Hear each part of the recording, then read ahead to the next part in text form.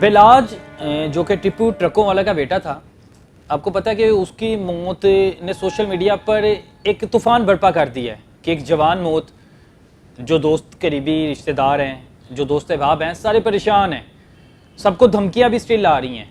उनके बचपन के दोस्त एहसन शाह हमारे साथ मौजूद हैं, स्टिल इनको भी धमकियां आ रही हैं। बाकी मामला क्या है, कहानी क्या है, बिलाज किस करैक्टर का लड़का था, इनकी ज़ुबानी जानते हैं। बिलाज को कब से जानते थे आप? मैं और बलाज तकरीबन 2010 से साथ थे। यानी चौदह काफ़ी पुरानी दोस्ती है, 14-15 साल चौदह पुरानी। 15 साल का अर्सा था। पर 2010 से हमारी काफ़ी अच्छी दोस्ती थी, तो हम दिन रात का हमारा साथ है।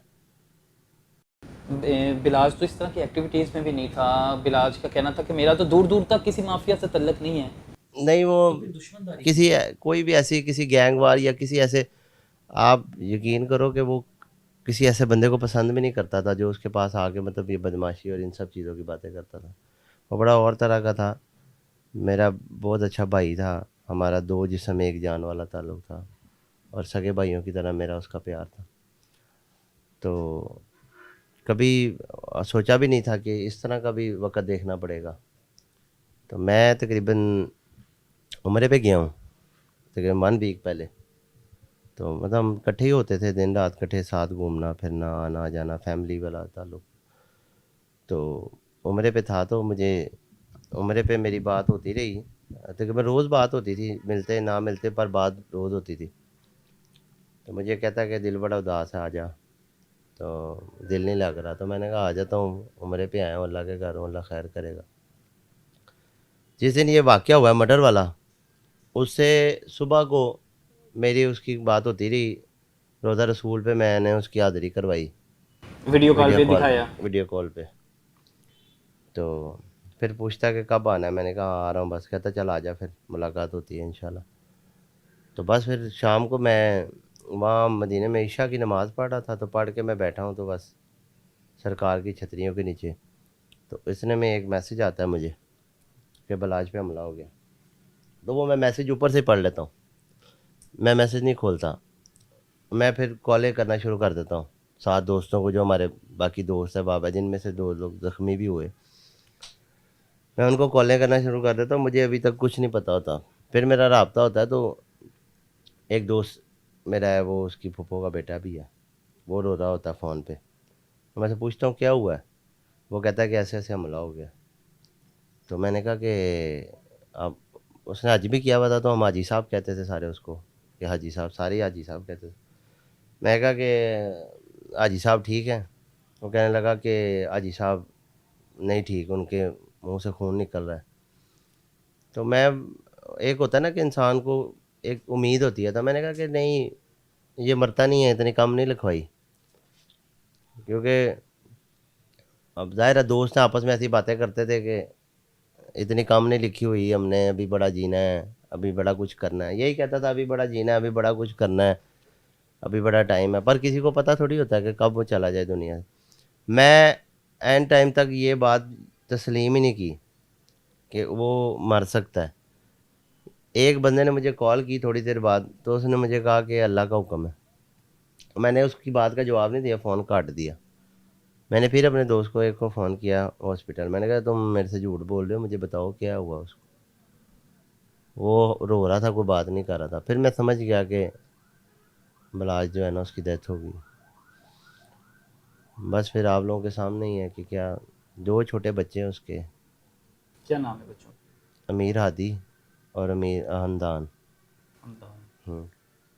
मुलाकात वगैरह होती थी बच्चों से आपकी? यार हमारे हाथों में बड़े हुए, एक 5 साल का, एक 4 साल का। कोई पता लगा, कोई तफ्तीश वगैरह जो अब तक हो चुकी है, कौन है इसके पीछे?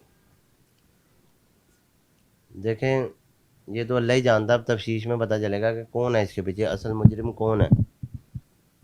इसके बारे में तो मैं नहीं कोई बात कर सकता। ये तो पुलिस ही आपको बता सकती है, जो तो आला अफसरान जो लगे हुए हैं। क्योंकि हमें तो अभी इस सदमे से बाहर निकलेंगे तो कुछ समझ आएगी ना। अच्छा, इसमें एक कहानी ये हम्म। भी रुख ले रही है कि कोई 2015, 16, 17 के करीब, अगर आपको भी इल्म हो, क्योंकि पुराने दोस्त हैं, कि बिलाज ने कोई फायरिंग वगैरह की थी किसी के घर, तो ये गोगी भट्ट वगैरह या तीफी बांट के शायद इसी चीज़ का बदला लिया जा रहा है। सोशल मीडिया पर ये खबर भी गर्दिश कर देखें रही है। बदला तो ये तो बदला ही नहीं था फायरिंग करना, बदला तो उसके वालिद का मर्डर हुआ था, उन पे FIR थी, तो उसने ये बदला लेना था कि कोई हवाई फायरिंग करके। बात नहीं समझे? यानी ये ख़ानदानी दुश्मनी थी, वो तो चाहता था कि ख़ानदानी दुश्मनी ख़त्म हो जाए, लेकिन इसमें भी गैंगवार ने उसका साथ नहीं दिया।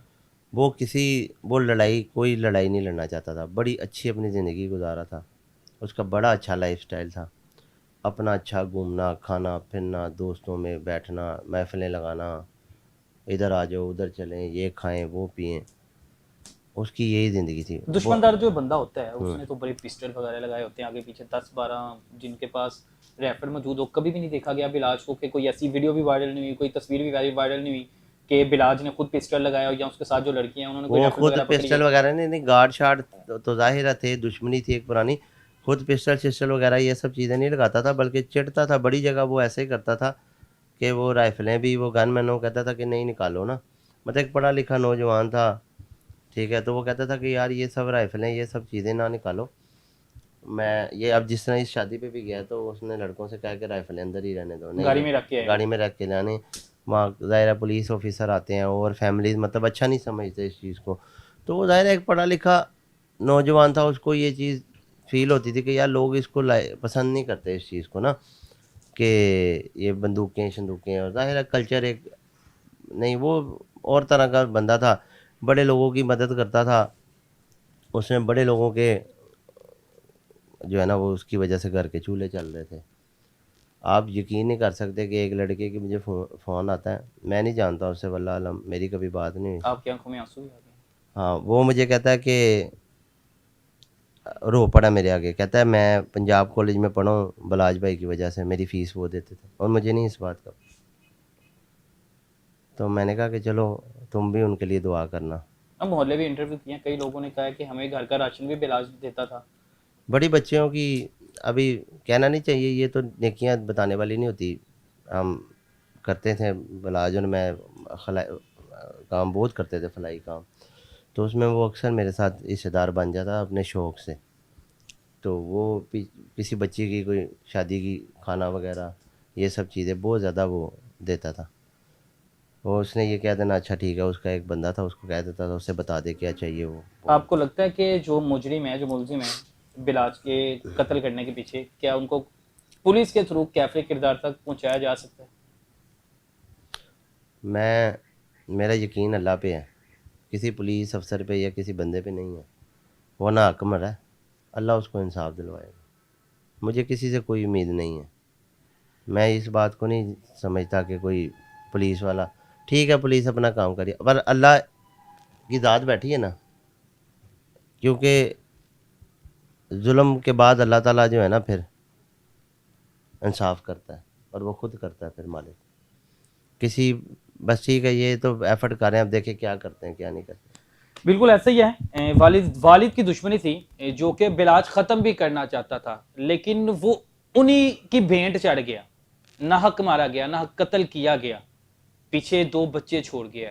ये नहीं सोचा जाता, दुश्मनदारी में मार दिया जाता, ये नहीं सोचा जाता कि हम लोग पीछे कितनी गोदे उजाड़ जाते हैं। उसकी बीवी पीछे रो रही है, उसके बच्चों को छोड़ दिया है, उनका किसने सहारा बना है।